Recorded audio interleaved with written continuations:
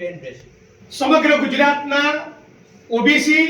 આદિવાસી અને દલિત સમાજના કર્મશીલો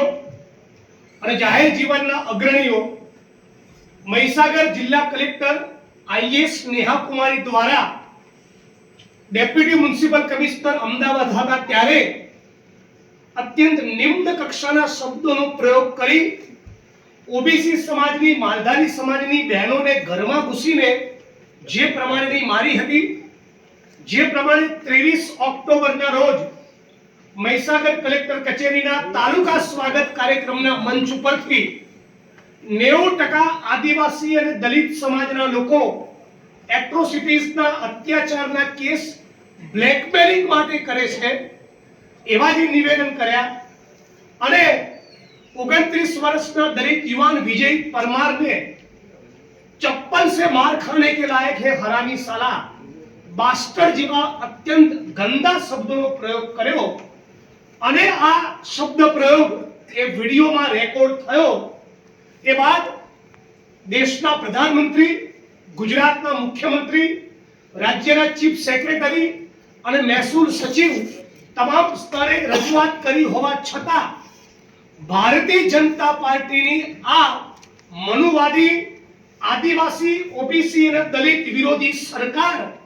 આ મનુવાદી અધિકારીને છાવરવા માંગતી હોય, એને પ્રોટેક્ટ કરવા માંગતી હોય, એની સામે ગુનો દાખલ કરવામાં આવી રહ્યો નથી, એને સસ્પેન્ડ કરવામાં આવી રહ્યા નથી અને એને સસ્પેન્ડ નહીં કરીને એની સામે એટ્રોસિટીઝ એક્ટ હેઠળ ગુનો દાખલ નહીં કરીને દઝાયેલા ઓબીસી, આદિવાસી અને દલિત સમાજના ઘાવ પર આ સરકાર મીઠું ભભરાવવાનું કામ કરી રહી છે. આના કારણે સમગ્ર ગુજરાતના દલિત, ઓબીસી, આદિવાસી સમાજમાં ભયંકર આક્રોશ અને રોષ છે અને એના કારણે આજે ઓબીસી, આદિવાસી અને દલિત સમાજે એક મંચ ઉપર આવી રાજકીય અને બિન રાજકીય બંને રીતે એક ઉગ્ર આંદોલનની જાહેરાત કરી છે અને એ આંદોલનના ભાગ રૂપે 22 તારીખે શુક્રવારના દિવસે સવારે 11 થી બપોરના 2 દરમિયાન સમગ્ર ગુજરાતના 250 થી વધારે તાલુકામાં અને રાજ્યના દરેક શહેરમાં 0 નંબરથી આ આઈએસ નેહા કુમારીની સામે ગુનો દાખલ કરવાની માંગણી સાથે પોલીસ ફરિયાદો કરવામાં આવશે. સમગ્ર ગુજરાતના ઓબીસી, આદિવાસી અને દલિત સમાજ દ્વારા 22 તારીખ શુક્રવારે 11 થી 2 દરમિયાન આઈએસ નેહા કુમારીની સામે એફઆઈઆર લોન્ચ કરી એની ધરપકડ કરવામાં આવે એ માટેની લેખિત ફરિયાદો આપવામાં આવશે, મામલતદારને આવેદનપત્ર આપવામાં આવશે અને ત્યારબાદ સમગ્ર ગુજરાતના દરેકે દરેક જિલ્લાના દરેકે દરેક તાલુકામાં અને શહેરના દરેક મોહલ્લામાં 6 ડિસેમ્બર ડોક્ટર બાબા સાહેબ આંબેડકરના નિર્માણ દિવસ નિમિત્તે નેહા કુમારીને સસ્પેન્ડ કરો, એટ્રોસિટી એક્ટ હેઠળ એની સામે ગુનો દાખલ કરી ધરપકડ કરી અને જેલમાં નાખવો, આવી માંગણી સામે સમગ્ર ગુજરાતનો આદિવાસી, ઓબીસી અને દલિત સમાજ લડવાનો છે. આપ સૌ મીડિયાના માધ્યમથી રાજ્યની સરકારને અમે બધા જ ગુજરાતના 75% જનતાના પ્રતિનિધિઓ એ સવાલ પૂછવા માંગીએ છીએ કે આઈએસ નેહા કુમારી દુબેના આ જાતિવાદી સ્ટેટમેન્ટથી તમે સહમત છો? શા માટે તમે આ જાતિવાદી અધિકારીને પ્રોટેક્ટ કરી રહ્યા છો? શા માટે તમે હજી એની સામે ગુનો દાખલ કરતા નથી? એટલે આ માંગણીને લઈને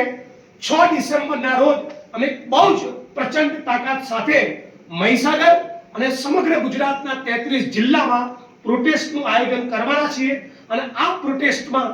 તમામ રાજકીય પક્ષના લોકોને પણ આમંત્રણ આપવાના છીએ, પણ ખાસ કરીને વિપક્ષના 12 સાંસદો અને ધારાસભ્યો